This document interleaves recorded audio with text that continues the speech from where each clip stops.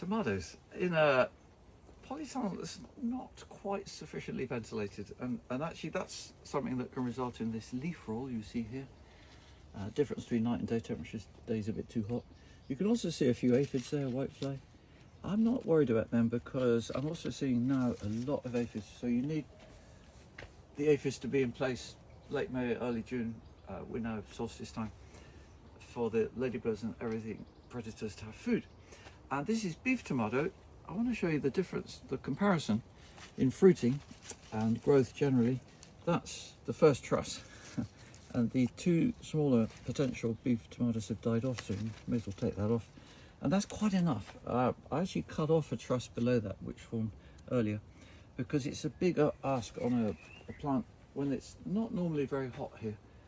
And beef tomatoes need more heat than cherry tomatoes, which I find easier to crop and get an early harvest.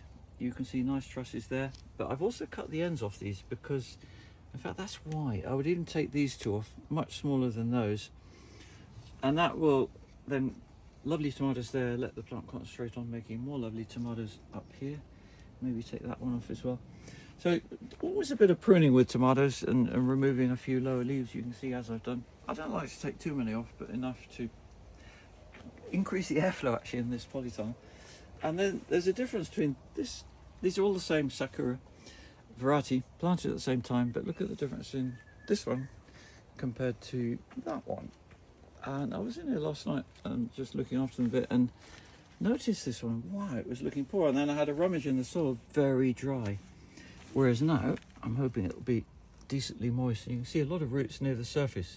They do a lot of surface rooting, so keep it moist. It doesn't mean every day. I've been watering in heat every 2 days, or in normal British weather 2 times a week, and that works. But this morning I gave an extra water and made sure this one in particular had a good dose, because it's overhead irrigation of variable spread, and so a few plants you don't realise but haven't had as much as the other ones. So keep looking after your tomatoes. There's always a lot to learn.